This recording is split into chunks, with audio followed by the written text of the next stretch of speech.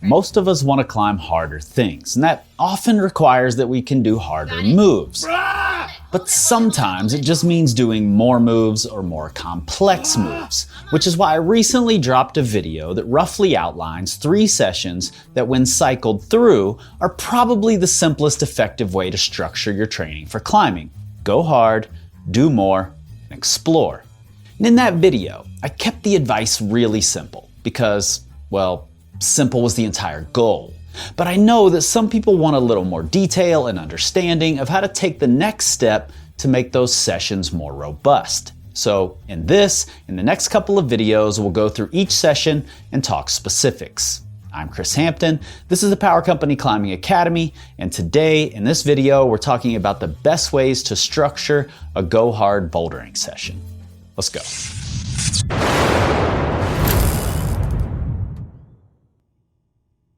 So the idea of this session is simply to try hard, to give an intensive effort at something difficult for you. Now this can mean a lot of things. Some moves are harder physically, some are harder technically, and some are harder mentally. It's all fair game because that's literally how all climbing works. And hard is hard. Even if it's mostly a technical challenge, it's unlikely that your body is relaxed like its warm-up level.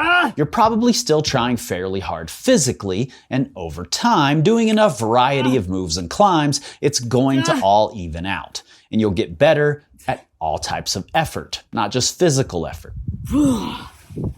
God. Now, if you already know that intensive effort, that single move, try as hard as possible, making baby elephant noises type of effort is really difficult for you, then I've made a 1-hour video series called the Try Harder Toolkit that dives into the science of effort and explores how to access it on demand and how to manage it effectively. It's totally free. The link is in the description. Now, this session can be done on a rope, but it's best done on boulders. If you insist on doing it on a rope, I'd go with very short, very hard routes, top ropes even, because we want to string together hard moves instead of worrying about clipping or weird lead falls. And you'll probably need a patient belayer who's willing to let you spend a while working out moves. But like I said, much more effective and more efficient on boulders, even if your goals are to do long routes. Now, let's look at the session itself. First, warming up. Personally, I always like a little off-the-wall warm-up, but it's not an absolute necessity. In fact, if you have a short warm-up that you love that does the job for you, then do it. After about 5 minutes getting moving off the wall, I'm ready to start climbing on easy things. I usually use the first 5 minutes or so of climbing to check in with how I feel, getting into positions that I'm likely to encounter in the session. I'm on easy terrain, checking in on my hips, knees, shoulders, and wrists, grabbing a variety of grips, heel hooking, drop kneeing, etc. Then I start working into different styles, doing warm-ups, slow and filled with constant tension, as well as more explosive with a faster rhythm and a constant tension release cycle.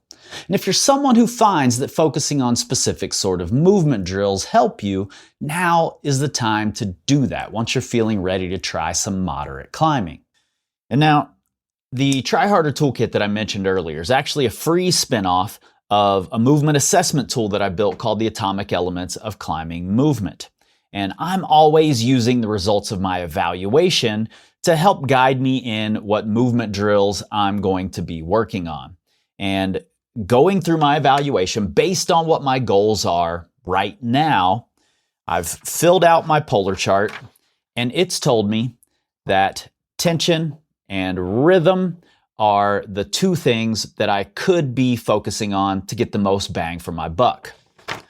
So what I do in that case is I go and I look at my included drill matrix here, which tells me what drills are going to fit those elements. And I can see that the dead stop is going to be really helpful for me, as well as the sloth monkey, which was the drill, the contrasting tension that I started this with. And I'm also going to be bringing a little bit of rhythm into the next part of this session. And you'll see that in just a minute.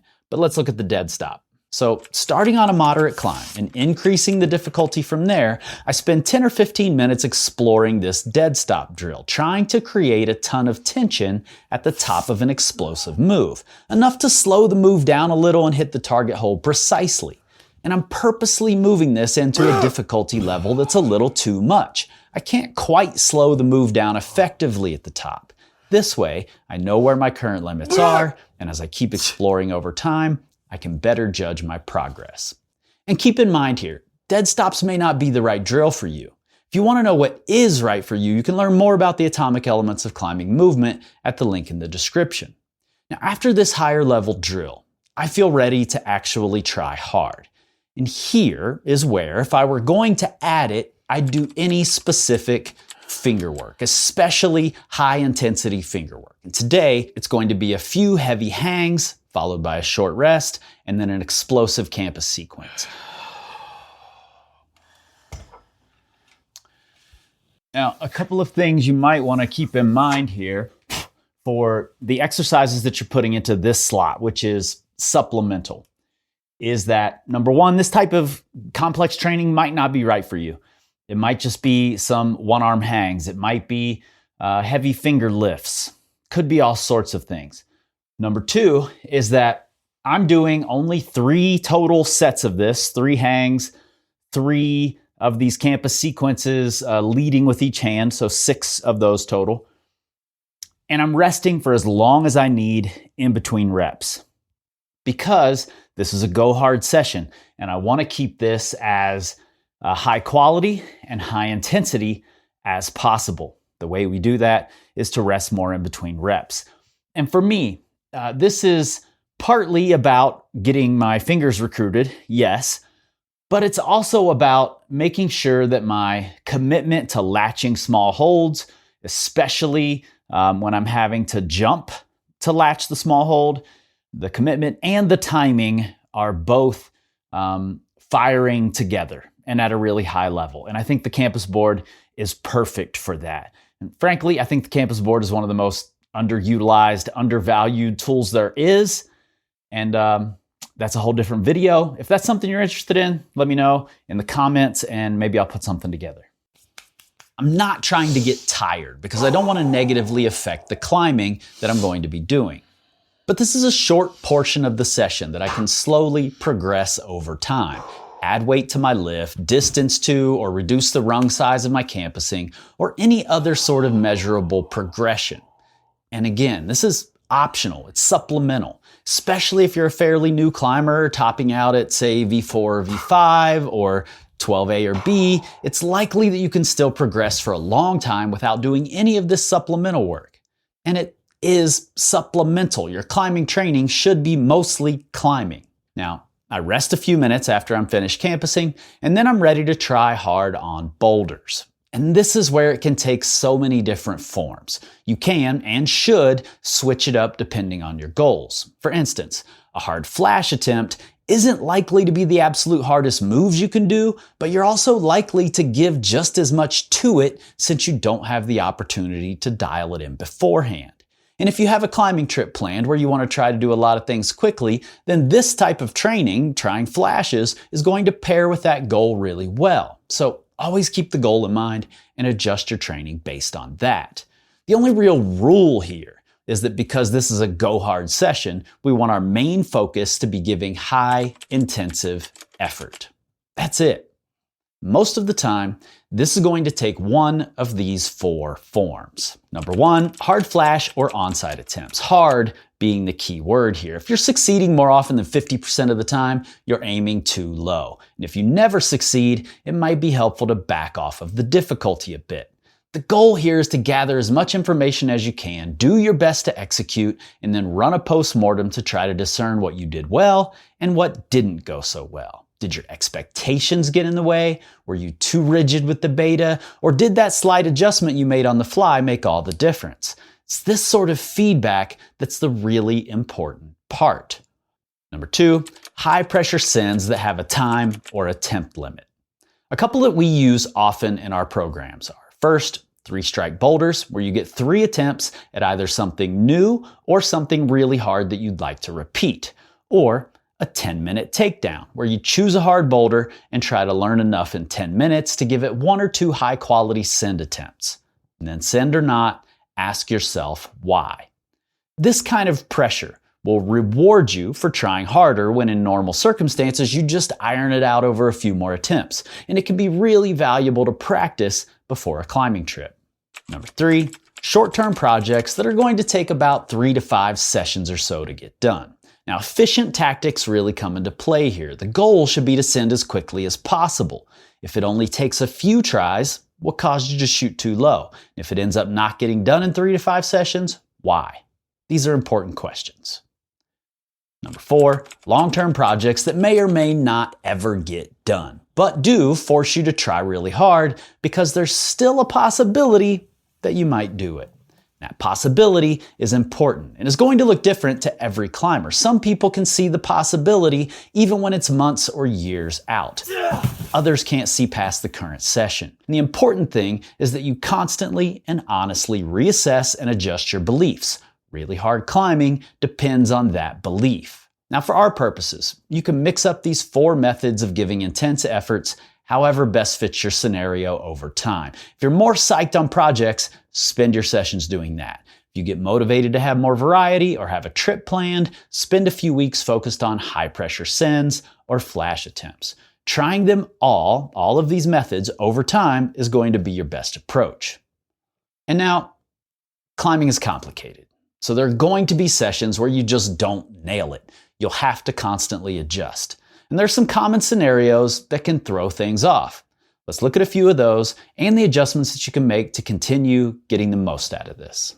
First is that things are just too easy. Like I mentioned with the flashes, if you're sending a lot every session, then you're probably undershooting. Bump up the difficulty a little. And that doesn't mean just grades. You can change style, and as long as you're still giving a high effort, then it still fits your goal, even when that effort is in a style that you're unfamiliar with or aren't as familiar with. And that leads to maybe the most common problem. You can't quite do it, but you also aren't really getting to try very hard. A project might have a strange move or two that you aren't even sure how to do. You might not even be able to establish enough to try hard. So it can seem like a waste of time when the goal of the session is intensive effort. Now, when this happens, I'd apply what our coach Nate Drolet calls the 7-try rule. Give 7 honest efforts, and if you make any progress, however small, keep going. Pretty soon, if you keep making small bits of progress, I'd guess you're figuring out how to try harder. If you don't make progress in those 7 tries, then maybe this move would be better on an explore day, or maybe you can leave it for some time later when you feel like you've improved.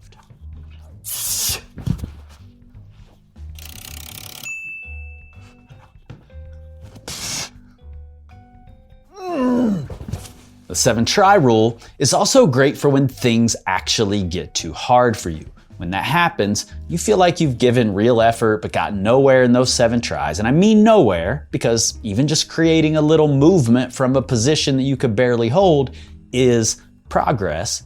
Then just move on for now. If it's on a board or outside, which are the best places for long-term projects, then you can always revisit it later to see if you've improved and if you can get closer. Now, finally, the last roadblock I see is that you've come in a little tired and aren't really giving the highest effort you'd be capable of in perfect circumstances. And this one can be tough because some of us just have lives that are more tiring and there's no way around that. But the goal is to give what you have available. And if you aren't regularly going to have more than that available, that's fine. Work with it. When you do get those moments of being 100% rested, it'll go that much better.